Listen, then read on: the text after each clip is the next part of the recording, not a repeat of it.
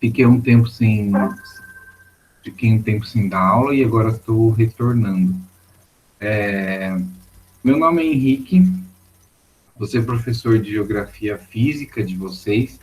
Normalmente a gente não costuma, dentro da geografia, dividir geografia física de geografia humana, né? A gente deixa isso restrito mais ao, ao ambiente escolar, porque não tem como você dissociar os aspectos físicos dos aspectos humanos, já que o homem tem uma interferência muito grande no aspecto físico, né? Sou formado em Geografia pela Universidade Estadual de Campinas, a Unicambridge, e acabei de me formar, inclusive minha formatura foi ontem. Eu preciso compartilhar a tela, né? Em apresentar agora a tela inteira. A tela inteira.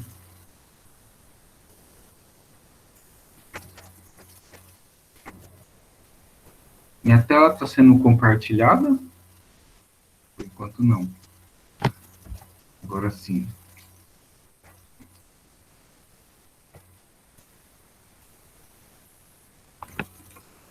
Está compartilhando a minha tela? Tá sim. Ah, tá. Obrigado. Bom, vou começar aqui então. A minha intenção é fazer uma coisa bem introdutória com vocês, né? E depois nas próximas aulas a gente descer o nabo, né? Brincando, gente. Bom, eu gosto muito dessa imagem. Eu começo colocando uma frase para vocês. Todo professor tem a sua fala introdutória e eu também quero ter a minha. Bom, que eu coloquei aqui que leveza não é condição. Leveza é condição e não é desejo, né? Para quem sabe de onde eu tirei essa frase, está em Mateus, versículo 7. Porque é o seguinte, né? Vocês têm um objetivo de passar no vestibular e às vezes a gente fica pensando, né? Geralmente mais no final, quando tiver que fazer essa prova, se vai passar ou não. De fato, é um processo muito importante porque ele define se a gente vai ou não entrar aí numa universidade que a gente quer. Porém, eu acredito que as etapas mais importantes, elas vêm antes, né? Que é o seguinte, né? Para a gente ter sucesso, para a gente ter leveza, né? De se sentir bem e conseguir fazer uma prova, a gente tem que criar essa condição, né? Criar essa condição de estudar todo dia, se vencer, porque eu sei que a rotina de vocês não é fácil.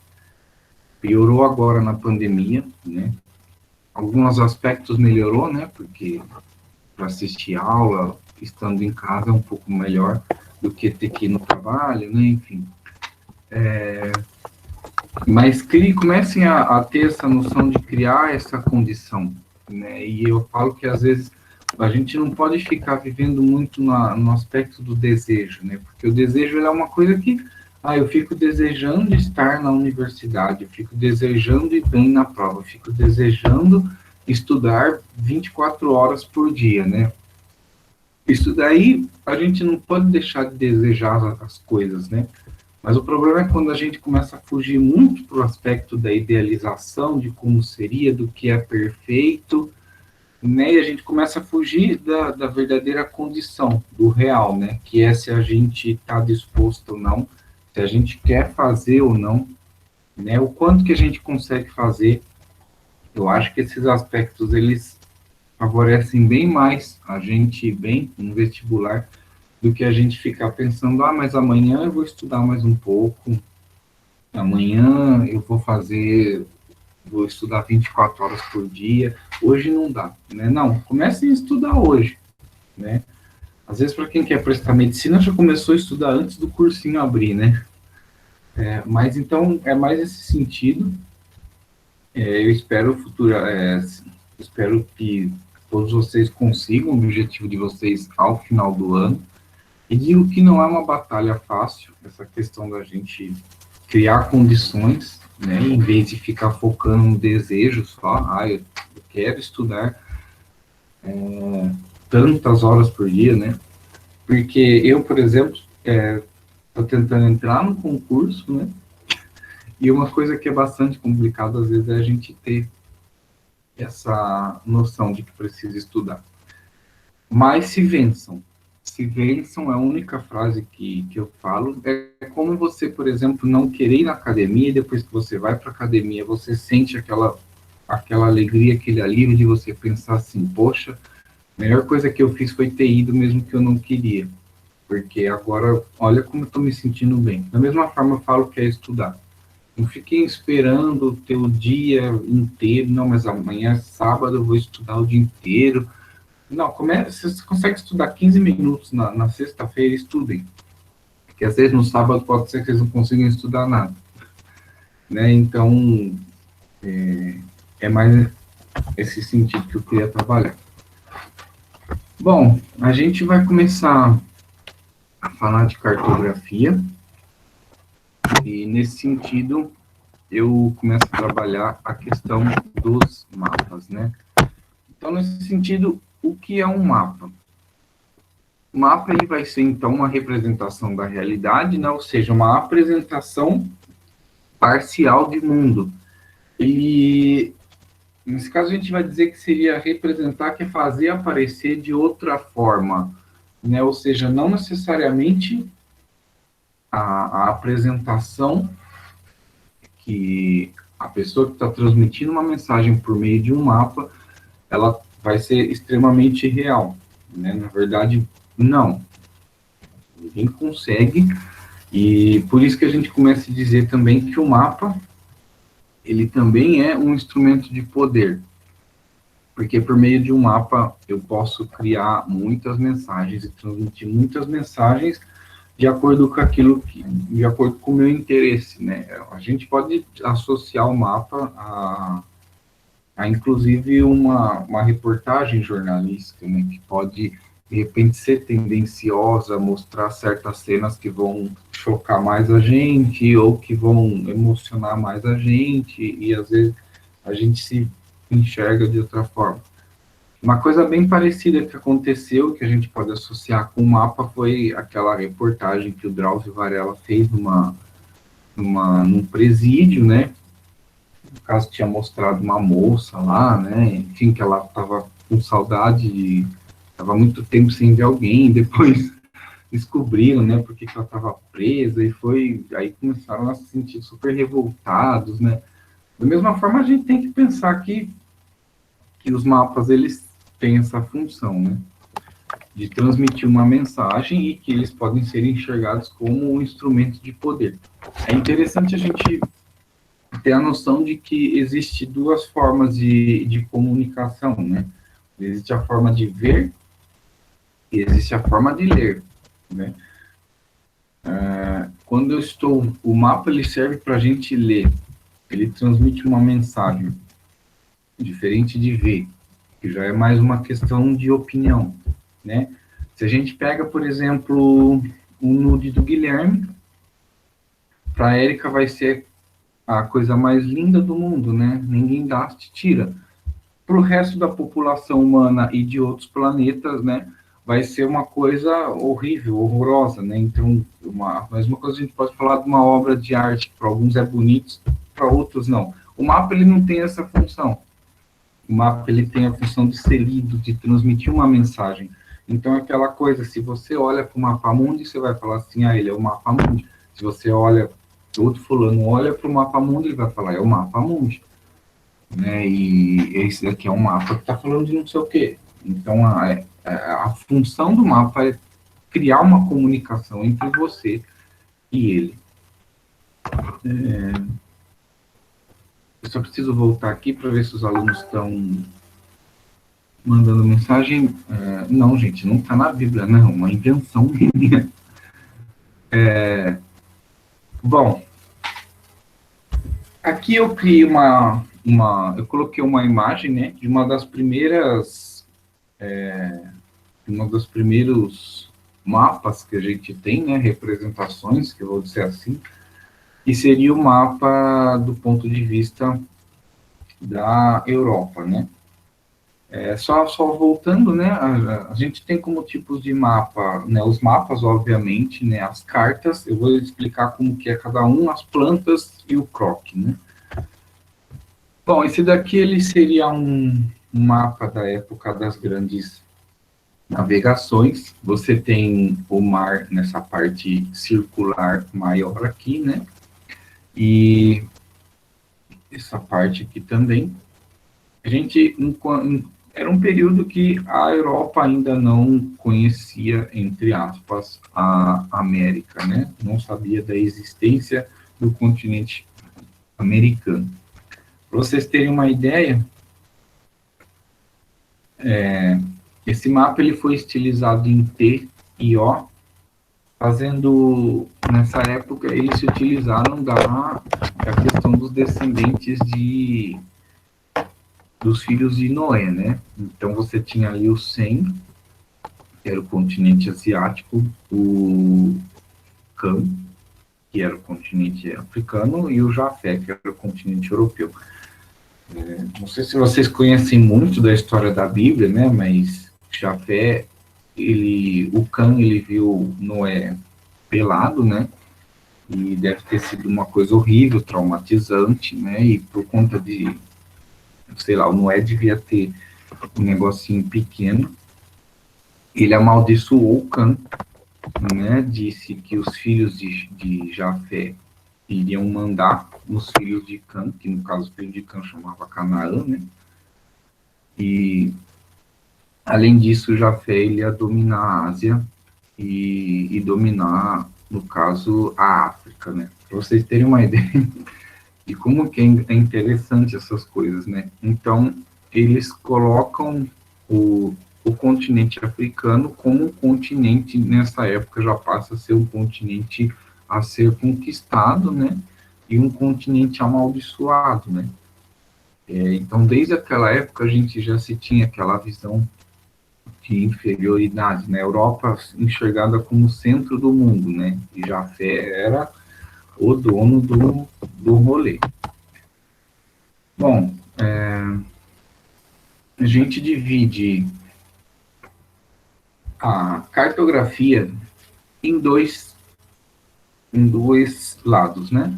Nós temos a cartografia sistemática, que a gente pode chamar de mapa topográfico, né? Eles vão ter uma função principal de representação de um terreno, atende uma ampla diversidade de propósitos e eles são utilizados por muito tempo, né? Ou seja, a gente pode estabelecer uma visão disso com relação, por exemplo, o mapa mundi, né, que é um mapa que dificilmente ele tem uma modificação muito grande, né? Principalmente por conta de que quando a gente pega a cartografia temática, os dados eles são superados com rapidez, porque geralmente é uma base de dados, na maioria das vezes, temporal, né? Por exemplo, eu quero falar da economia do Brasil, países com os estados com maior PIB, né, no ano de 2020, ou seja, esse mapa, daqui 15 anos, ele não vai valer mais, né, pelo menos em questão de comparar com o presente. Bom, a cartografia sistemática, ela tem uma leitura mais simples, né, ou seja, toda pessoa que olha para aquele mapa, ela vai conseguir saber o que é. Geralmente ela vai ser feita por um pessoal mais especializado e tem todo aquele acordo, né, aquela convenção de cores que deve ser seguida, né. Em contrapartida, quando a gente está falando de cartografia temática, o próprio nome já diz, né, a gente está trabalhando temas dentro de um mapa, né, ele vai atender usuários específicos, né, porque eu posso, por exemplo, fazer um mapa da quantidade de leitos de SUS que a gente tem no Brasil, eu posso fazer um mapa da quantidade de rodovias que a gente tem no país, né, e não necessariamente esse tipo de mapa atende todas as pessoas, né. às vezes atende um público mais específico. Então, por conta disso, eles vão ter um conhecimento, vão requerer um conhecimento específico algumas vezes, né? A pessoa, às vezes, ela precisa entender um contexto antes para poder compreender aquele mapa. Não necessariamente aí a gente vai ter pessoas especializadas fazendo esse tipo de mapa, e também eles vão utilizar não necessariamente eles precisam seguir um padrão, mas não necessariamente essas cores, elas têm que ter relação com as convenções estabelecidas, né? Eu vou colocar uns exemplos para vocês terem uma dimensão melhor. Como elemento obrigatório, a gente tem que um mapa, ele precisa ser considerado um mapa, ele é entendido como um mapa, quando ele tem como elemento obrigatório título, né? Ou seja, a pessoa precisa identificar inicialmente o que aquele mapa está querendo falar, né? Por meio do título. Se ninguém pegou um livro que não tinha título, e pelo título, às vezes, a gente já fala assim, nossa, esse livro deve ser interessante. Da mesma forma, eu falo que é um mapa, né? Metadados, que aqui, na verdade, a gente pode dizer que seria, por exemplo, a data da criação, a fonte, né, o tipo de projeção que esse autor usou, a escala, que é basicamente um terror. Eu já sei que é um terror, nossa, que terror mais de interior, né, de Campinas. Mas eu já sei que é um terror de muitos alunos, né, por conta das continhas que tem que fazer, mas fiquem tranquilos que eu quero fazer vocês passarem no vestibular acertando questão de escala. A gente vai trabalhar bem em escala. Indicador de direção. Não sei se vocês já viram em algum mapa que tem aquele símbolozinho, né, do norte, né. Ele é bastante importante. Ele é indicado de várias maneiras, geralmente tem a setinha com norte assim em cima, para indicar para o leitor aonde que está ficando o norte desse mapa, né? E a legenda, né? Principalmente quando a gente está falando de cartografia temática. Por conta do quê? Imagina que você pega um mapa, ele tem várias cores ali, e não tem nada descrito, né? O que é aquela cor, se a pessoa pintou porque ela quis, então precisa ter legenda. Esses elementos, eles são necessários para criar o que a gente trabalha bastante no português, né, mas criar uma comunicação entre o emissor e o interlocutor. Senão, pode ser que essa comunicação se perca e a mensagem que quer ser passada não seja. Bom, aqui eu peguei um mapa, a gente pode dizer um mapa sistemático, né? Ele é um mapa um mapa temático, na verdade. Mas, assim, ele vai trabalhar o mapa político do Brasil, né? Ou seja, a divisão dos estados e as capitais, além dos outros municípios, né? Principais. Como vocês percebem, a gente tem o símbolozinho aqui, né? Da indicação, a escala. Possivelmente aqui nesse zoom aqui vai ter, se desse um zoom aqui, vai ter de onde que o cara fez essa projeção, né, enfim, aqui já está dizendo que é feito pelo IBGE, né, então a gente tem um exemplo de mapa político, e ele está transmitindo uma mensagem clara, né, ele é um mapa político, ele não tem mais nada para se diferenciar, a não ser, a gente até percebe, na verdade, as bacias hidrográficas dentro do continente brasileiro como diferenciação. Aqui a gente tem uma carta, ou seja, né, a carta eu tenho uma base, e dessa base eu retiro uma parte. Geralmente a gente vai ter numa carta uma escala menor, Porém, a gente vai ter uma precisão de detalhes bem melhor do que num mapa que tem a escala maior, né? Uma quantidade maior de detalhes. A gente consegue uma seleção e faz uma definição bem melhor. Aqui no caso vocês estão vendo o município de Presidente Prudente, né? Essa carta ela foi tirada de uma folha principal, que é essa carta aqui do fundo, que é esse mapa aqui do fundo, né? E eles retiraram uma parte que foi só do município de Presidente Prudente. Então a gente entende carta como esse recorte, né? Dessa folha principal. Ela vai ter uma quantidade de detalhes bem maior.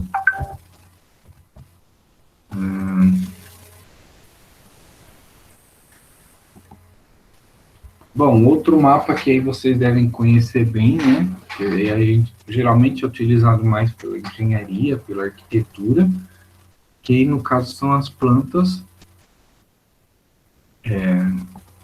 Você consegue ter uma escala bem menor ainda, né? Uma escala bem menor, porém com uma quantidade de detalhes bem mais avançada, né?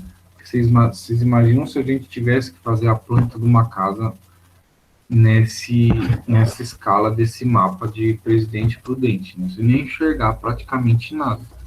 Então, geralmente, a planta ela vai ser algo utilizado mais por conta de engenheiros e de arquitetos, porque eles precisam de uma visualização, né? A mensagem que eles precisam transmitir para a pessoa que está comprando, está fazendo a casa, né? Vai fazer um condomínio, enfim. Eles precisam mostrar de uma forma bem melhor como vai ser organizado, né? Dentro do condomínio as coisas, né? Dentro do apartamento. Então, geralmente não vai ser uma coisa muito utilizada pela geografia, digamos assim. Só em casos muito específicos. E o croquis, ele não deixa de ser uma representação, digamos assim, ele é uma representação bem mais próxima, como vocês estão vendo. Aqui, para quem não conhece, é a Avenida Paulista, em São Paulo, uma das avenidas mais famosas da cidade de São Paulo, né? Tem bastante dinheiro circulando nessa avenida, inclusive muitas empresas ainda se localizam na Avenida Paulista. E você tem aqui, então, um esboço, né, da avenida em si. A gente vê que aqui você tem uma quantidade enorme de detalhes, né, porém, ainda assim, você não consegue, o que a gente perde numa visualização do alto, né, que poderia ser uma visualização maior, porém é uma forma de representação também. Aqui nesse caso já você não utiliza a questão da escala, né, mas o croquis ele seria mais basicamente uma mensagem que você também faz, uma forma de representação que você também faz, como por exemplo, se a gente vai fazer uma festa, né, e a gente organiza dentro dessa festa onde vai ficar o DJ, onde vai ficar não sei quem, né, para explicar para alguém. O croquis ele teria basicamente essa função, né? Não necessariamente a gente considera um mapa, né, mas é uma forma de representação. Se alguém tiver alguma dúvida, vocês podem me parar e perguntar, tá, pessoal? Bom, um tipo de mapa que vocês vão costumar ver bem no vestibular, e tem muita gente que chega no vestibular sem saber o que é, são os mapas de anamorfose, né? Que eles trabalham uma relação que ela é proporcional, né, entre a área e a quantidade de dados de interesses da geografia. Vou dar um exemplo para ficar mais claro. A gente tem aqui os casos de coronavírus no país. E no caso, aqui até 14 de julho de 2020, e por que é um mapa anamórfico, digamos assim, né? Porque o mapa anamórfico ele não tem uma função de se preocupar com a forma, né? Inclusive o próprio termo anamorfo quer dizer negação da forma, né? Ou seja, ele não vai ter uma preocupação da forma, na verdade ele vai se preocupar mais como eu falei para vocês, com a quantidade de dados e estabelecer uma proporção dentro desse espaço que ele delimita, né? Aqui no caso, por exemplo, alguém consegue me dizer, por exemplo, onde a gente tem uma quantidade bem grande de casos nesse mapa aqui, que vocês enxergam? São Paulo? Né? Ou seja, isso mesmo, a gente vai ter maior parte no estado de São Paulo, depois a gente pega, por exemplo, o Ceará, né? E casos não tão altos. Achei estranho, porque esse mapa aqui, ele deixa o estado do norte bem menor, né?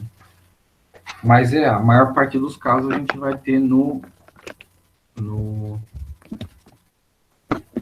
municípios do norte, né? E no caso, Amapá, Amazonas, né? Casos por 100 mil habitantes. Aqui em São Paulo, você tem essa forma maior por conta de que a população é maior. Mas se a gente fizer uma comparação da população e a densidade demográfica, digamos que, entre aspas, ela é baixa. E considerando a quantidade de população, comparando com o Amazonas, né, que o Amazonas vai ter uma população menor, né, a quantidade é bem maior lá, de casos por conta disso, né, da quantidade de população, de povoamento, né, em relação a São Paulo. Mas não que São Paulo não seja assustador, né? Bom, então, vocês conseguiram entender, pessoal, basicamente como é trabalhado uma anamorfose? Professor, Oi. o mapa do Brasil, o tamanho territorial dele é o mesmo, só os estados que estão em tamanho diferente.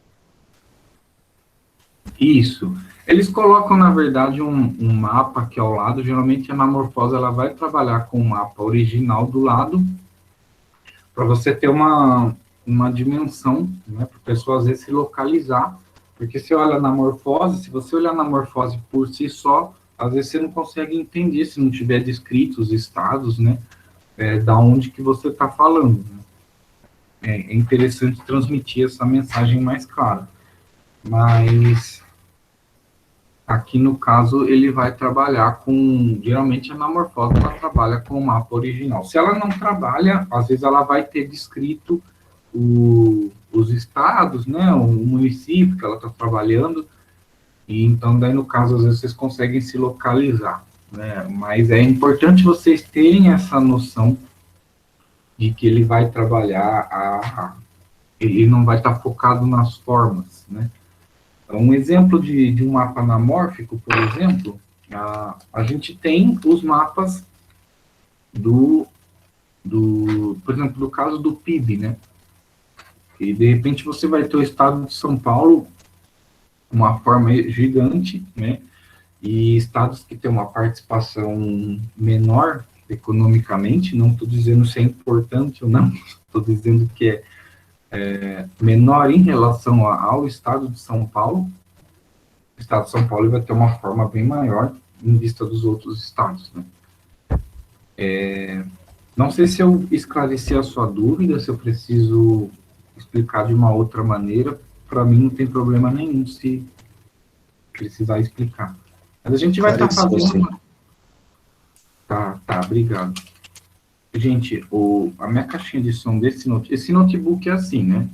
Ele está vivendo por aparelhos. A gente vai estar fazendo uma questão de anamorfose, né? E aí vocês vão conseguir ter uma definição mais focada, fixar melhor na mente, né? Bom, nos mapas nós temos vários tipos de projeções, né? A gente tem que pensar, pessoal, de que mapear o globo terrestre é uma coisa bastante complicada, porque a gente não está falando de algo que você simplesmente vai pegar e você vai desenhar e você não vai perder em forma. Por quê? A Terra ela tem uma forma cilíndrica, tá? É óbvio que ela não obedece um círculo totalmente perfeito, né? A gente chama a Terra de geóide, né? Ela não vai ser um... A Terra, ela, apesar desse desenho, ela não tem esse formato de atmosfera, criar aquela imagem circular, né? Quando a gente vê no satélite. A Terra em si, ela tem um formato que a gente chama de geóide, né? Ela não vai parecer uma bolinha de gude. E é bastante complicado, porque quando a gente está falando de um cilindro, esses tipos de projeções, eles foram baseados com base na quantidade de iluminação, né, de radiação que o Sol incide sobre o globo, né? Então, a gente tem, em maior parte, uma iluminação no planeta Terra que vai acontecer na linha do Equador. Professor, onde fica a linha do Equador? A linha do Equador é esse paralelo aqui, que ela fica bem no meio, quase chegando ali perto do norte do Brasil. Ela vai ser essa linha que divide o globo no hemisfério norte, né, e no hemisfério sul. No Brasil ele fica no hemisfério sul, Estados Unidos fica no hemisfério norte. Aí, professor, está explicando umas coisas tão óbvias, mas é porque tem aluno que não sabe, gente. Bom, então a dificuldade maior é por conta disso, de que a Terra ela tem esse formato cilíndrico que eu preciso pegar a Terra e colocá-la num papel. Então, quando a gente fala da questão da projeção cilíndrica, aqui do lado, não sei se vocês conhecem, mas a gente vai trabalhar nessa aula que a gente tem a projeção de Mercator, né? Você percebe que na projeção cilíndrica a gente tem uma garantia das formas maior, ou seja, as formas elas não se perdem, porém elas têm uma diferenciação em relação ao tamanho. A gente pode pegar, deixa eu pegar a projeção de Mercator. Vocês percebem que a projeção de Mercator ele é uma projeção cilíndrica, a gente vai entender como conforme. Foi feita na época das grandes navegações. Os continentes, eles, de certa forma, mantêm a sua forma, porém, eles perdem na questão do tamanho, né? A gente tem o continente americano, sul-americano, e ele está no mesmo tamanho que a ilha da Groenlândia, né? Que pertence à Dinamarca, apesar de estar mais próxima da América, né? Mas é uma ilha que está bem aqui em cima, ela está enorme, né, em comparação com o continente americano, está quase o mesmo tamanho. E é uma ilha minúscula, né, é do tamanho da casa da aluna Ruth, que está assistindo a aula aí. Bom, então aqui no caso, a maior parte, a fidelidade de detalhes, a gente vai ter basicamente próximo da linha do Equador. A gente chama a projeção cilíndrica, e a maior definição de detalhes você vai ter na latitude baixa, né, que a latitude baixa seria próximo da linha do Equador. Bom, depois a gente vai trabalhar com a projeção cônica, né, que é quando você tem um cone, e ele vai te garantir uma fidelidade maior de formas, né, e em questão de altura, nas latitudes médias, né, próximos dos trópicos. Aqui, então, a gente tem essa demonstração, porém, a ilha de Groenlândia, ela está um pouquinho menor, porém, quando você vai chegando perto dos polos, você vê que ele vai perdendo a parte dos polos, né, justamente. O continente africano, ele aparece maior, né, os continentes sul-americanos, eles aparecem maior, e os continentes do hemisfério norte, eles aparecem menor. Essa é uma projeção que a gente tem quando se fala na projeção de Peters, né? Ele utiliza de uma projeção cônica. A função aqui, nesse caso, era mostrar, em período de Guerra Fria, o poderio dos países da América do Sul, e do hemisfério sul. Então, vocês percebem que os continentes sul-americano, continente africano, eles têm uma proporção bem maior que os continentes da Europa, né, e da América do Norte, justamente porque era para, quando a gente tinha na Guerra Fria essa divisão em primeiro, segundo e terceiro mundo, né, digamos assim, seria um mapa de uma forma de protesto. Bom, por último, não menos importante, a gente tem a projeção azimutal, que é quando eu estabeleço uma folha, né, plana sobre um globo, e geralmente a gente vai ter um foco maior sobre os polos, né. Essa projeção aqui, ela não é muito utilizada, geralmente, por conta de que ela perde muitos detalhes, né, que ela é estabelecida a partir do globo terrestre, mas é uma forma de projeção também. Vocês percebem que o continente africano, o continente sul-americano, ele está bem escondido, vocês não conseguem enxergar direito o continente norte-americano, enfim. Mas é uma forma de projeção. Ela vai ser utilizada mais quando a gente fala em GPS, né, em navegação, e ela é bastante utilizada, no caso, a projeção azimutal plana, né. Bom, sempre teve interesse, né, principalmente quando a gente está falando das grandes navegações, de você fazer projeções, né, mapas, né, para poder se orientar dentro do espaço, né. A primeira projeção mais conhecida que a gente tem obviamente que deveria ter uma projeção aqui na América no continente americano, mas a história, por conta da colonização, né, da conquista dos territórios, pode ter apagado, né, ou a gente ainda não conhece. Mas a primeira projeção mais famosa que a gente tem é a projeção de Mercator. A Europa, ela se inicia, né, na conquista de territórios, nas grandes navegações, e a gente está falando, no caso, quando a Europa ela é entendida como o centro do mundo, né. Vocês tiveram aquele exemplo mais claro, quando eu mostrei aquele mapa bem mais antigo, que era aquele mapa TIO, que dividia os continentes em três. A América, ainda naquela época, não foi desbravada, né, vamos dizer assim, conquistada, né, pelos europeus. Então, no caso, a projeção de Mercator, ela é a projeção cilíndrica, né, que é quando você passa o papel em volta do globo, né, e os polos eles vão perdendo cada vez mais a questão da altura, né, distorce os ângulos. Bom, então ela vai manter as fórmulas e vai distorcer os ângulos, os continentes então eles ficam distorcidos. Nós temos várias definições de tipos de projeção com o que distorce, o que vai manter, e vocês conseguem consultar na apostila depois, mas no caso a projeção de conforme de Mercator, ela vai ser entendida como uma projeção conforme.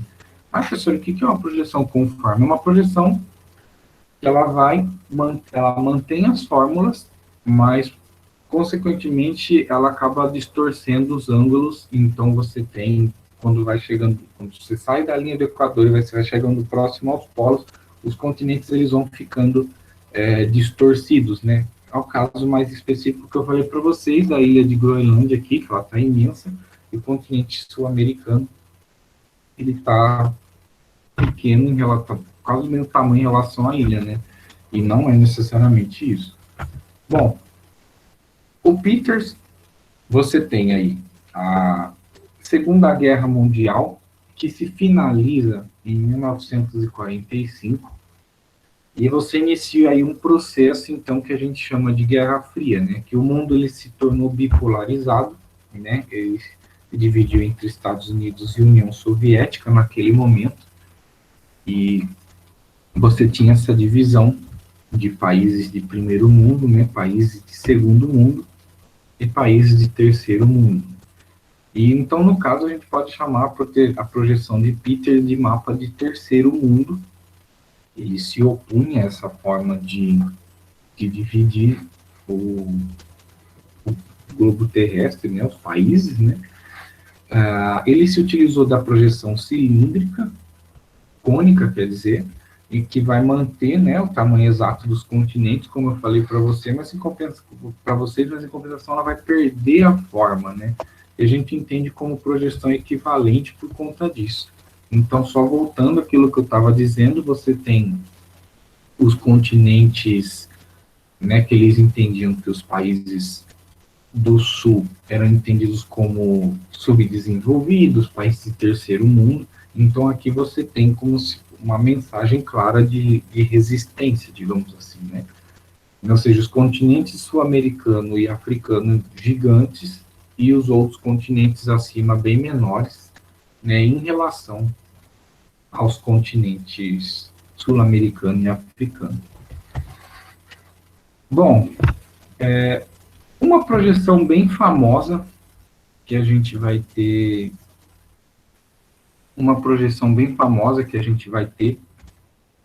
seria, no caso, a projeção de Robinson. A gente chama a projeção de Robinson, que ela foi feita numa projeção cilíndrica, porém ela tem essa denominação afilática. Foi feita em 1960. Alguém sabe me dizer uma projeção de Robinson bem famosa que a gente tem hoje e que basicamente todo mundo conhece? Vocês vão entender de que projeção eu estou falando? Vocês entendem de que projeção eu estou falando? Mas assim, faz fila, tá, gente? Levanta a mão de cada vez. A gente está falando da projeção de Robinson, que é uma projeção que é do mapa mundi, né? Que ela é bem famosa. E, no caso, você tem os meridianos, né? Que a gente vai trabalhar. Ele seria a nossa linha do meridiano de Greenwich, que ele vai dividir o mapa em leste e oeste, né? Aquela linha central, que não é coincidência que ela passa na Inglaterra, né? Por conta do período da industrialização, a primeira revolução industrial, né? Enfim. E então os meridianos, né? A partir do meridiano do Greenwich, eles vão ter as linhas curvas, né? Eles vão passar a ter as linhas curvas. E, em compensação, os paralelos, eles vão manter as linhas retas, uma forma dele ter uma abrangência bem maior. Né? Ou seja, aqui está um exemplo, os paralelos seriam a linha do Equador aqui, por exemplo, você vê que eles mantêm a linha reta. Em compensação, os meridianos, que parte aqui do ponto central, né, do globo, ele vai tendo essa forma mais curvada, né, mais achatada. Por isso que a gente diz que o mapa mais conhecido é o mapa mundi, né, que esse daqui, ele seria a projeção do mapa mundi. Bom, então, ele vai se preocupar em manter o tamanho exato dos continentes, então aqui a gente teria o tamanho exato desses continentes, ou seja, o continente americano, ele está bem equivalente à Groenlândia, né?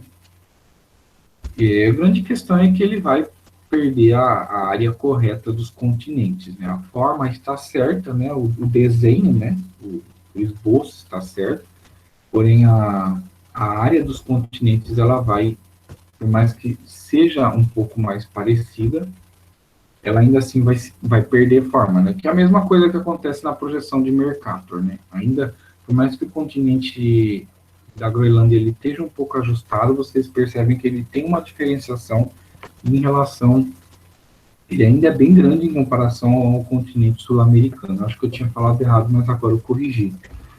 Desculpa. Bom, no entanto, ela não vai conseguir diminuir a distorção que acontece nesses dois aspectos, né? A questão dos meridianos, que eles ficam curvados, e a questão da área dos continentes. Porém, é uma projeção bem melhor, porque ela não vai esconder a ilha da Groenlândia, no caso, né? Coisa que no mapa do Mercator a gente acaba escondendo. Por isso que eu falo para você, gente, não é fácil fazer um mapa, né? De uma representação do globo terrestre. A gente não está falando de uma superfície que ela é totalmente plana, né? A gente está falando de uma superfície cilíndrica, né? Bom, aqui eu já trabalhei para vocês, né, as obrigações, né, quando você vai produzir um mapa. É interessante se vocês forem fazer qualquer tipo de desenho no vestibular, representar, por exemplo, eu vou fazer um mapa do continente, do estado tal, os municípios tal, não sei o quê. Sempre se atentem a isso, tá, gente? Colocar um indicador de direção. Se vocês vão... Aqui no vestibular não pode usar coisa...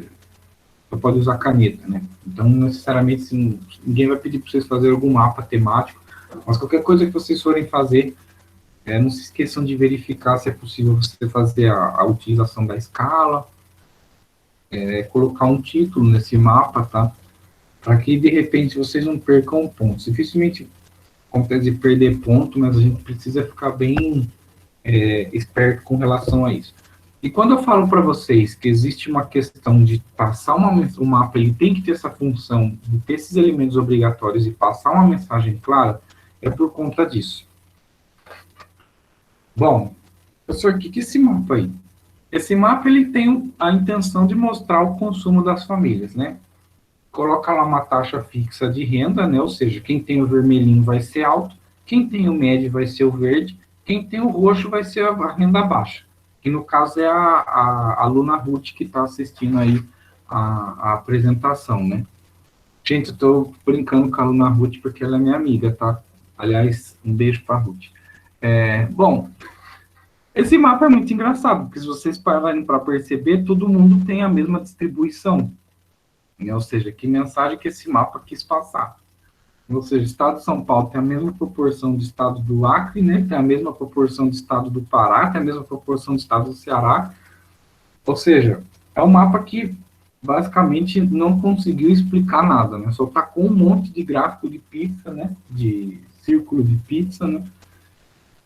E não explicou nada. Outro exemplo que a gente tem são os prefeitos eleitos por todos os partidos, que foi na eleição de 2008. Ele coloca aqui uma legenda, ainda que ele se preocupou em fazer uma legenda, colocou todos os partidos, né, PP, PDT, o PT, enfim, pegou os dados do TSE, ainda colocou uma legenda, só que tipo assim, que a mensagem que ele quis passar está muito clara, né? Eu sei exatamente aqui no estado de São Paulo quem que é o PDT, quem que é o PMDB, ou seja, que dá até dor de cabeça olhar para esse gráfico, né?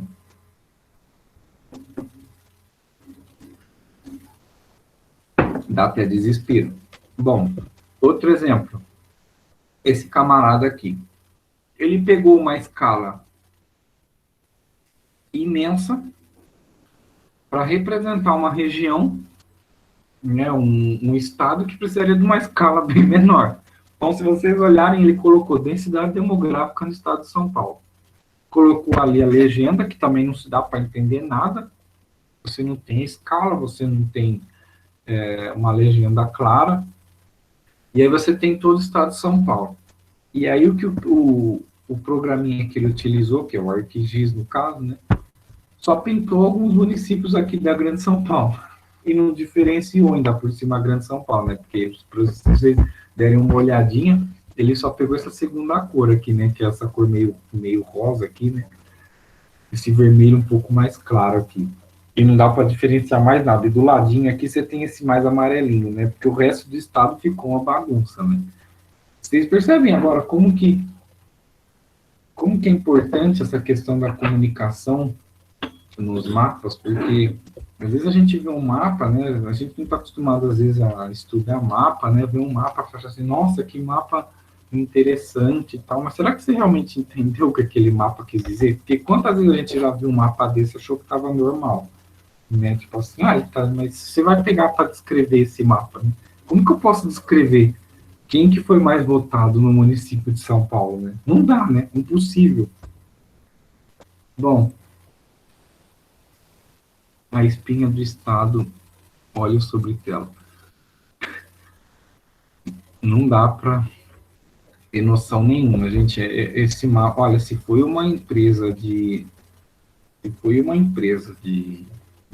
jornalismo, Às vezes quem vai cometer mais esses tipos de erro é a empresa jornalística, né, gente? Porque nem todos os mapas, é um mapa temático, como vocês estão vendo, nem todos os mapas eles são feitos por engenheiros cartográficos, né, por geógrafos, né?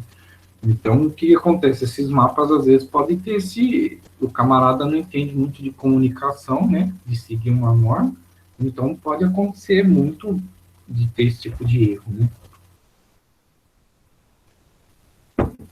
Esse daqui é um mapa numa escala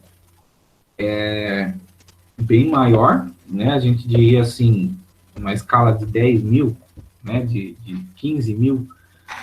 E você tem um mapa aqui, acho que é um mapa turístico, como vocês estão vendo, que tem a intenção de mostrar para o leitor, né? Onde ficam os pontos principais, né? Enfim. Aí o camarada me tacou, não tem escala, não tem título, não tem legenda, não tem nada. O camarada tacou várias fotos dos pontos turísticos, né? E escreveu Barcelona bem no meio do mapa, né? Ou seja, só quem entende o mapa foi quem fez o mapa. É bem isso, né? Igual quando a gente estava no prezinho, a professora ficava perguntando o que está escrito aqui. Aí só a gente sabia ler. Às vezes nem a gente sabia ler, né? Mas olha que situação, gente. Então, um mapa desse, se cai numa prova de vestibular, obviamente que não vai cair, né? Você compromete totalmente a resposta do aluno, né? Não tem condições. Bom, a gente agora trabalha a questão da captação de imagens. Todo mapa ele precisa ter uma base pelo qual ele vai ser projetado, né? No caso, a partir do início da Guerra Fria, né? Na Segunda Guerra Mundial, inclusive, quando a gente tem essa competição que era econômica, mas também tecnológica entre as duas principais potências, principalmente na Guerra Fria, Estados Unidos e União Soviética, nós tivemos um avanço, né, na Segunda Guerra também, inclusive a internet, ela vem de uma invenção da Segunda Guerra Mundial. Nós tivemos um avanço enorme do aparato tecnológico e bélico bélico é por conta de guerra, tá, gente? Se alguém entendeu esse termo.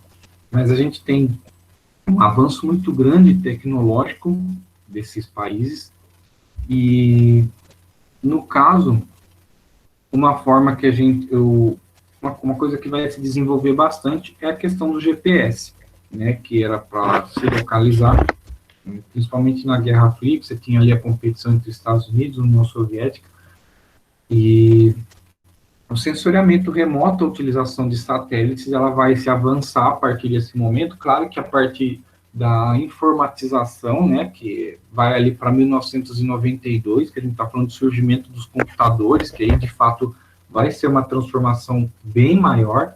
A gente vai chamar um período de... O Milton Santos, né, que é um geógrafo importante, às vezes vocês vão acabar lendo isso nas questões do Enem, quem vai trabalhar mais essa parte é o professor de Geografia Humana, mas que ele vai chamar de período técnico, científico e informacional. Né? Ou seja, a gente vai ter um avanço muito grande das formas de se fazer, que seria a técnica. Por exemplo, eu tenho uma técnica de fazer pão, e eu faço ele ali de um jeito assim, só demora tantos dias, né? E de repente chega alguém que tem uma técnica que o pão fica igual, só que em 3 horas ele está pronto.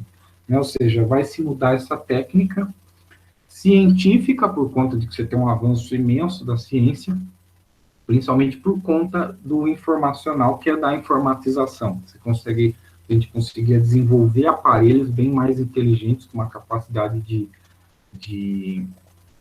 processamento bem maior. Né? Então, por isso que a gente chama esse período de técnico científico informacional. Então, você vai ter um desenvolvimento muito grande, né, dos meios de transporte, dos usos, né, de GPS, conexão e captação de imagens. Então, a gente tem o GPS. O GPS, geralmente, ele vai ser utilizado nos carros, ele era muito utilizado nos carros anteriormente, ele tinha a função só de indicar lugar. Hoje a gente já tem um sistema muito mais automatizado, né, você consegue ouvir música, né, enfim, você consegue fazer várias coisas. O próprio Google Maps, ele tem a função de, você consegue enxergar curvas de níveis ali. Eu vou estar mostrando algumas imagens, é muito fantástico isso, eu fico impressionado. Algumas imagens do relevo, né? Ele consegue colocar em 3D aquela visualização ali, para vocês verem como que avançou, e tudo isso por meio de imagens de satélite. Essa base de imagens que se utiliza, pessoal, ela pode ser captada de duas formas, né? Da aerofotogrametria, que é o quê? Quando eu tenho um avião que ele está passando por uma localidade e a câmera vai tirando várias fotos e depois o camarada ele pega e junta aquilo lá e faz o recorte que ele quer ali. A gente tem, por exemplo, inicialmente eles utilizavam de pombo, né? Só que vocês imaginam como uma ave é comportada no céu, né? Ou seja, você imagina que devia ser bem fácil o camarada fazer um mapa com aquelas fotos que o pombo tirava ali, né? Ainda mais se de repente um corvo começasse a correr atrás do pombo, uma águia, enfim, querer caçar aquele pombo ali, aquele bicho com aquela câmera ali, né? Se bobear, às vezes o cara nem tinha mais esse tipo de ele até acabava perdendo isso daí, a depender da situação, né? Nem se compensava, vamos dizer assim, né? Mas, enfim, a gente vai ter a aerofotogrametria. O avião, ele tem uma captação boa demais, mas geralmente a gente vai indicar o avião, né? Vocês vão ver muito disso nessas fazendas de agronegócio ultra tecnológico, nessas empresas imensas, né? Porque o avião, ele vai acabar tendo uma escala mais reduzida. Ele não vai tirar uma foto de... O avião, ele não tem essa capacidade de fazer fotos, né, de continentes e países, né, do próprio globo terrestre em si, que as imagens de satélite, elas são possíveis.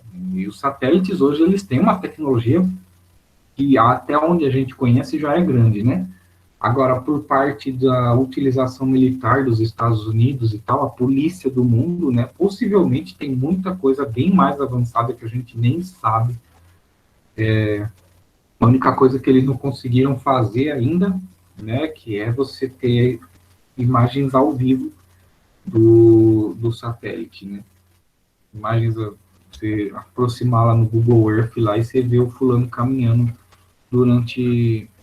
na rua, né? Bom, esse daqui é um exemplo, eu gostei muito disso daqui. Isso daqui é uma aerofotogrametria. Ou seja, o avião ele tem uma escala, ele vai ser utilizado uma escala bem maior, né? Você tem o Maracanã bem mais detalhado, os bairros, né? Aqui a gente não vai conseguir enxergar as piscinas dentro das casas, né? Mas enfim, você tem o traçado aqui da rodovia, né? Do anel viário, né?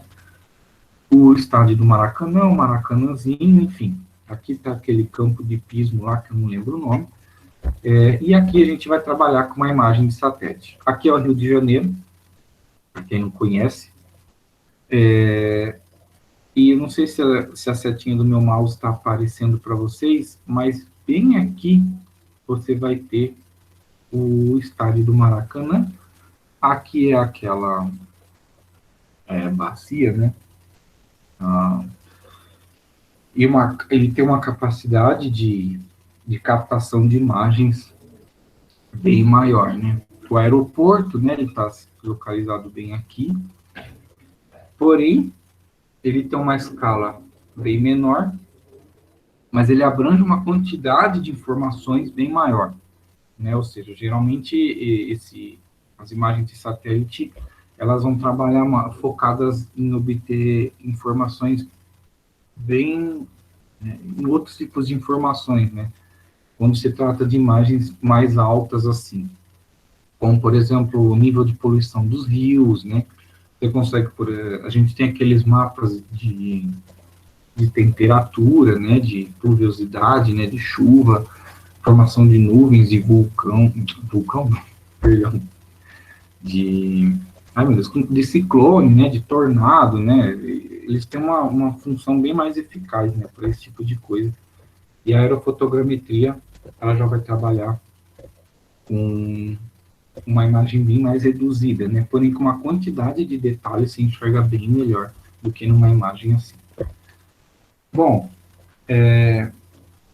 eu não vou trabalhar de uma forma muito avançada com vocês, a gente daqui a pouco vai acabar a aula, mas eu quero na próxima aula trabalhar de uma maneira muito bem explicada, né, para que vocês não errem questões de geografia, geralmente são questões muito fáceis, mas se o camarada não entende, já era.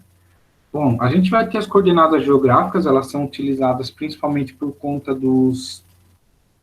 em função do GPS, né, o GPS se utiliza das coordenadas geográficas, só que ele vai se utilizar da latitude, a longitude e o azimuth, o rumo, quer dizer, que no caso a gente não vai trabalhar aqui, porque é uma coisa geralmente muito específica, dificilmente eles acabam cobrando no vestibular, só um vestibular muito corno, assim, né, digamos, né, mas geralmente eles vão cobrar mais latitude e longitude, principalmente o Enem, né, que não é uma prova muito complicada.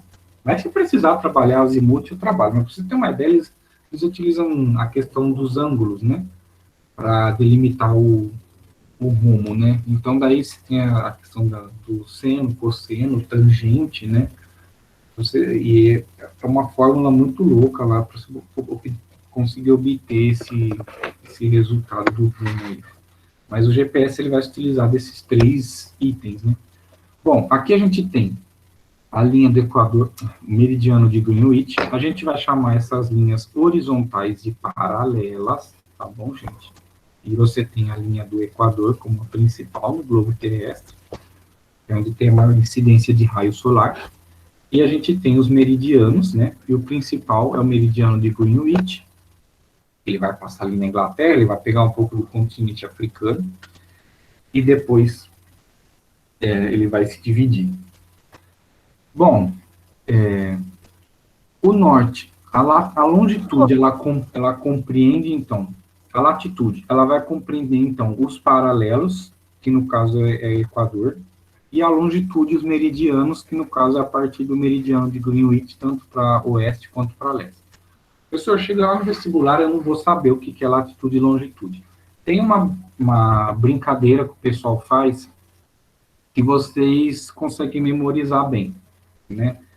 Eu acho que você tem que tomar cuidado, às vezes, com brincadeira, que a gente lembra da brincadeira lá, mas você não entende realmente, de fato, o conteúdo, mas essa vai ajudar bastante.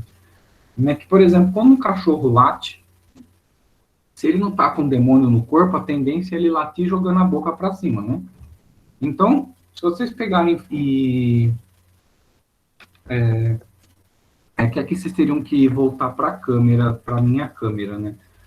Mas, enfim, o cachorro, geralmente, ele vai ter esse latido aqui, late. Quando a gente está falando de late, a gente está falando dos paralelos, né? Ou seja, da linha do Equador até o hemisfério sul e o hemisfério norte. Então, quando vocês não souberem o que é latitude e longitude, sempre lembra do late, tá, gente? A latitude, ela vai dizer respeito à linha do Equador até o hemisfério sul e hemisfério norte. Lembra do late, lembra do cachorro. E a longitude vocês vão entender como leste e oeste, né? Longitude. Bom, o globo ele é dividido, as coordenadas elas são divididas no leste, né, que ele vai ficar à direita.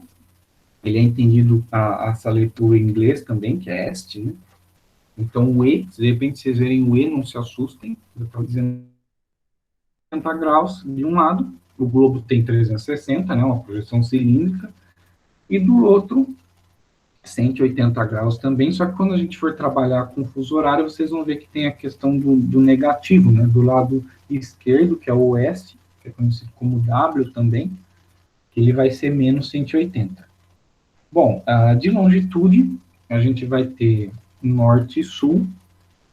No caso, o norte ele pode ser conhecido como boreal e o sul como austral.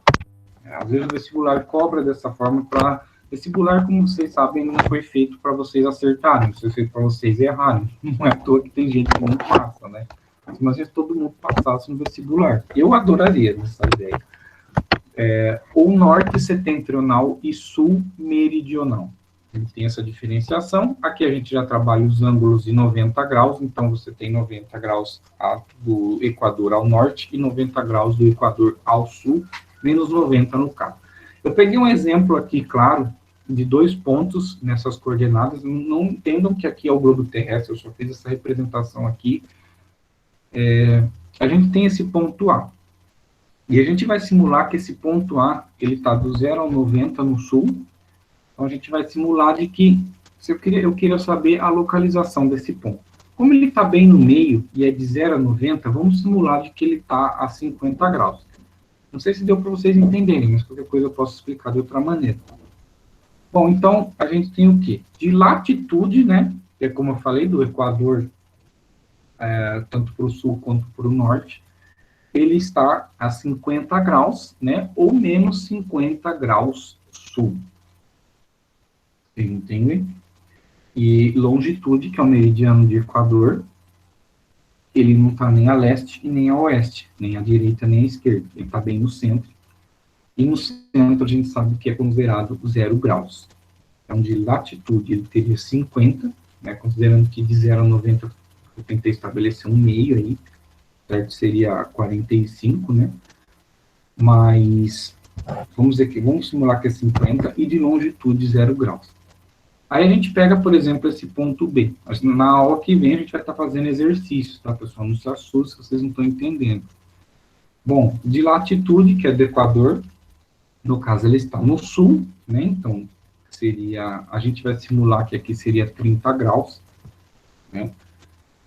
Então, ele seria 30 graus, ou 30 graus sul de latitude, e longitude ele seria 50 graus. Porém, ele já está a leste, né? Ou seja, 50 graus leste. E é entendido como E, né, em inglês, que seria leste em inglês. A outra questão que a gente precisa trabalhar é a questão da escala, que na próxima aula, né, que elas vão representar, elas vão estabelecer essa proporção entre a representação que eu quero fazer, que vai ser o papel, na maioria das vezes, e a área real, né? Ou seja, essa escala ela pode ser tanto numérica quanto gráfica. E ele quer geralmente dizer o seguinte, né? Eu tenho uma proporção, né, onde geralmente ela é estabelecida em centímetros, né? Ou seja, para cada 1 centímetro, eu tenho uma área, cada 1 centímetro que eu ando nesse mapa com a régua, eu quero dizer que eu tenho uma distância. Ela é equivalente a uma distância no mundo real, né? Ou seja, aqui a gente tem, por exemplo, uma escala numérica, né? Ou seja, ele vai dividir 1, para cada 1 eu tenho 5.000, que aqui no caso esse denominador, ele já é mais focado na área real. Os tipos de escala, 250.000, 100.000, a gente vai estar trabalhando isso na próxima aula. E aqui a gente tem a escala gráfica, que aqui vocês vão ver em mapa, ou seja, né, a cada 1 centímetro, ele ganha 50 metros em extensão real. Se a gente tiver 2 centímetros, vai ser 100, se a gente tiver 3 centímetros, vai ser 150. Vocês veem que a escala, o desenho de baixo dela, ele pode variar. Você vê que embaixo está esse pintado de cinza e preto, cinza e preto, cinza e preto, e em cima está só esse tracinho para cima. Mas a mensagem está sendo a mesma. A cada 1 centímetro que eu avanço no mapa, eu ganho 50 metros. O vestibular, geralmente, ele vai estar focado em cobrar de vocês a proporção, né? Fazer comparação. Né? Tipo assim, eu quero saber quanto isso daqui representa em metros, e ele dá quilômetros, quanto isso representa não sei o quê, e ele dá em outra conversão. Parece um bicho de 7 cabeças, mas eu vou ensinar um macete para vocês, que vocês nunca mais vão esquecer. Bom. Professor. Oi. Sempre vai ser em centímetro e metro, então, as escalas? Porque geralmente, né, não fala, só coloca os números, aí é sempre... A escala inicial, pessoal, a escala inicial, que é a 1, a gente pega a numérica, que é mais fácil. A 1 vai ser, por exemplo, eu tenho 1 centímetro, aqui no caso ele colocou em metros, né? Ou seja, em 1 centímetro eu vou ter 50 metros. 2 centímetros, 100 metros. Mas ele pode, por exemplo, aqui, possivelmente ele está falando de uma planta que a escala, ela é bem grande, ou seja, ele está falando, por exemplo, dessa escala aqui.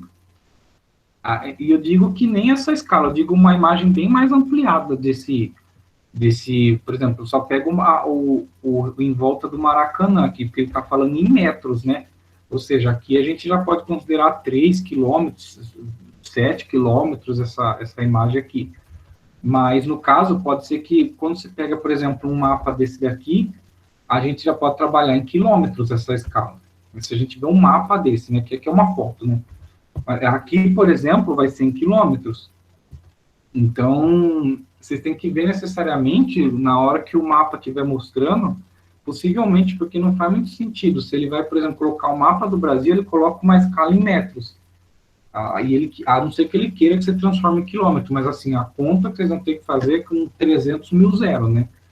Porque a gente está falando de uma proporção de territorial, mas não necessariamente ela vai 100 metros. O que vai 100 centímetros é quando a gente faz o cálculo no papel, né? Ou seja, eu pego, coloco a régua em cima do mapa, vamos supor que eu peguei ali do estado do Amazonas, eu coloquei a régua ali no começo da fronteira ali do Brasil, e eu avancei um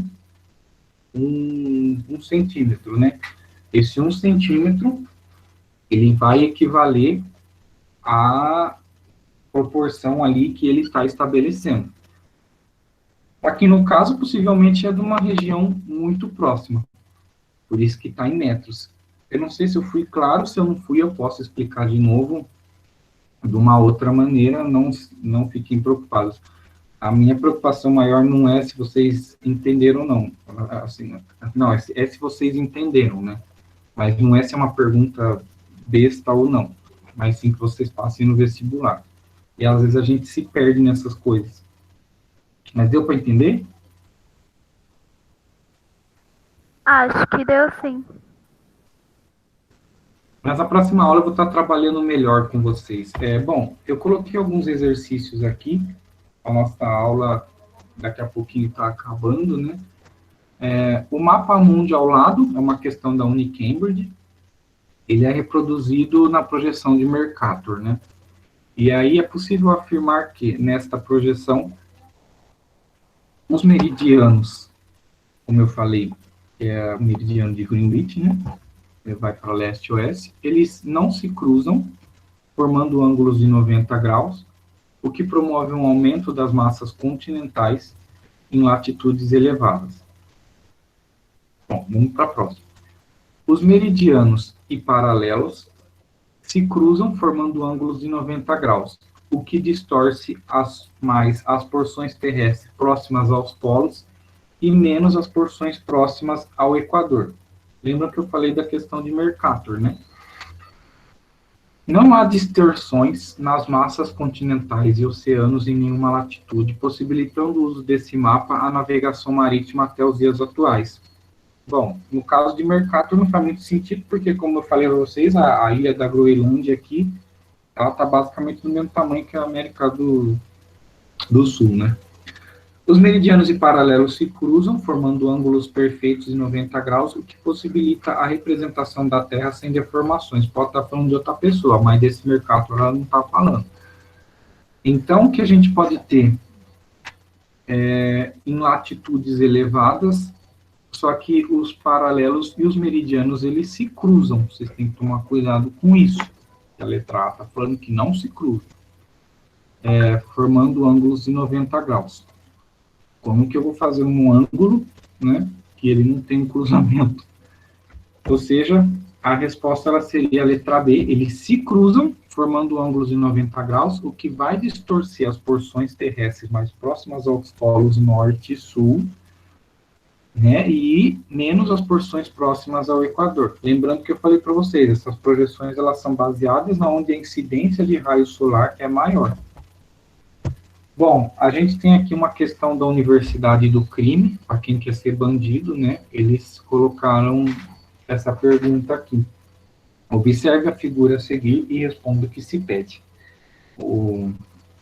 Assinale a alternativa que apresenta o fator que poderia ser melhor representado no mapa.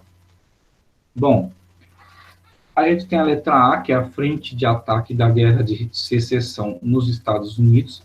Esse Guerra de Secessão era um conflito entre a parte norte dos Estados Unidos e a parte sul. Apesar da América do Norte ela estar delimitada nessa projeção plana azimutal, né, ela não consegue ter uma definição clara do que é o norte, do que é o sul, porque está tudo em preto, né? Ou seja, não necessariamente a gente conseguiria representar isso nesse mapa. Divisão política em primeiro, segundo e terceiro mundo. O problema é que os países, naquela época, entendidos como terceiro mundo, eles estão escondidos, né? O continente africano, o continente americano está escondido nessa projeção. Países envolvidos na Guerra das Malvinas. Nós temos as Ilhas Malvinas, que apesar de elas se situarem na Argentina, por incrível que pareça, elas pertencem à Inglaterra, tá, gente? Ainda hoje, tá? Mas a gente pensa que isso daí quer dar, professor, já, o país já está independente, a ilha da Argentina, não. Até hoje eles brigam para ter posse dessa ilha aí, né? Mas, ou seja, a América do Sul não está sendo aparecida aqui. Então, obviamente, que não vai ser da Guerra das Malvinas. Principais potências econômicas da Guerra Fria, aí já faz um pouco de sentido. Porque eu tenho a América do Norte aqui e o continente europeu, sobretudo a União Soviética, que tem aqui na parte de cima, na época, né, da Guerra Fria, elas estão uma do lado da outra. Ou seja, faz mais sentido esse tipo de projeção. Você vê como eles querem passar essa mensagem, fazer a gente entender esse mapa, né? E divisão política da Antártida. A Antártida nem aparece aqui direito, né, gente? Preciso nem falar, que é no hemisfério sul, né? Ou seja, a resposta para isso seria a letra D. Se vocês não entenderam alguma coisa, pode me parar para me perguntar. Bom, e a última, né? De acordo com a representação cartográfica acima, está correto afirmar que... Aqui já está falando de um tipo de projeção, né? Olha, eu gosto dessas questões porque é exatamente assim que o Enem vai trabalhar. Às vezes o Enem, o Unicamp, eles vão perguntar para você se isso é uma projeção de mercado, se isso é de Peters, pode até ser que perguntem, mas eles têm uma função de associar a projeção com o entendimento de mundo de alguma coisa, né? Aí ele fala assim, essa projeção, ela trata de uma projeção cilíndrica conforme, no caso a gente já sabe que é de Mercator, não tem nada a ver, e essa é uma azimutal plana que representa a realidade espacial com extrema fidelidade graças às novas tecnologias. Fumou droga, né? A letra B corresponde a uma abordagem cartográfica que contraria as tradicionais visões eurocêntricas com amplo destaque aos países do sul subdesenvolvidos. Como a gente viu na outra imagem lá da outra questão, não, né? Traduz a nova configuração de uma ordem multipolar em que os países que compõem os BRICS, que no caso seria a Rússia, a Índia, a China, a África do Sul e o Brasil, no momento, né? Eu acho que eu falei China, né? A Rússia, a Índia, a China, a África do Sul, Brasil, que é os BRICS. Brasil, Rússia, Índia e China, e África do Sul.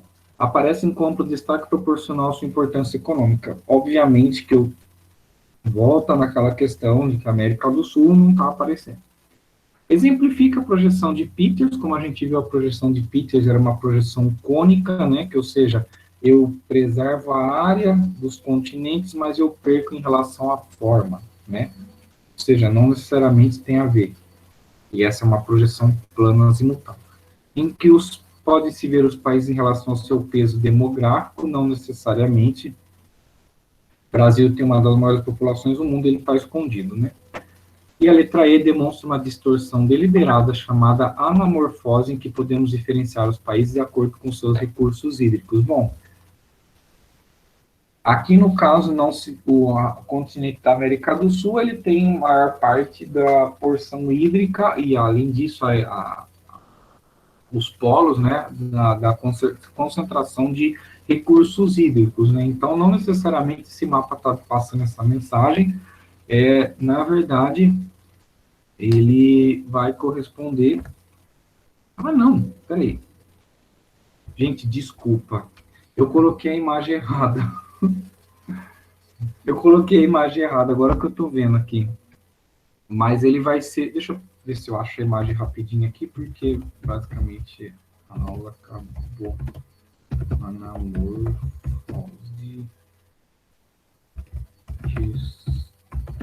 Então,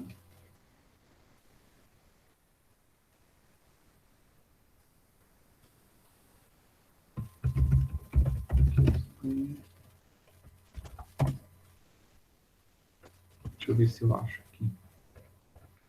Não, é essa daqui.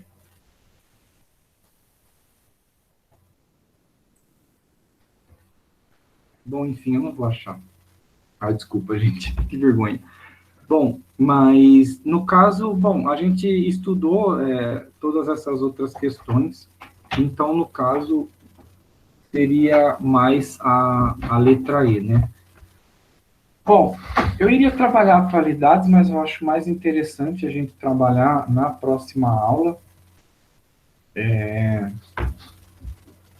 E aí vai ser um tema bem interessante.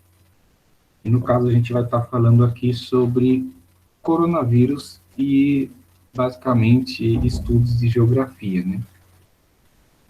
E daí a gente vai estar trabalhando como essa questão do coronavírus, ele interfere no nosso país, sobretudo com relação ao processo de ocupação do território brasileiro, né, de densidade demográfica, de quantidade de infraestrutura. Então, a gente vai estar trabalhando nessa próxima aula. Bom, então, eu vou terminar por aqui. Terminei até um pouco atrasado, peço desculpas. Fiquei bem nervoso por ser minha primeira aula, apesar de, no cursinho, depois de muito tempo, apesar de eu já ter dado aula. Vou deixar os slides disponíveis no Drive, e eu já corrijo aquela imagem lá. A intenção da aula, pessoal, não é transmitir tudo, porque aí vocês têm a apostila, né, que ela é bem completa, então vocês conseguem obter uma quantidade de informações maior.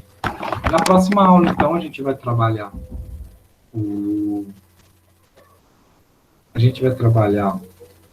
a questão da escala, das projeções, fuso horário, né, que geralmente gera um pouco mais de dificuldade, e também vamos trabalhar a questão das atualidades. Vai ser bem interessante trabalhar esse tipo de tema. Tá certo? E então, até uma próxima. Se precisar parar de gravar, se a monitor estiver aí, pode parar de gravar.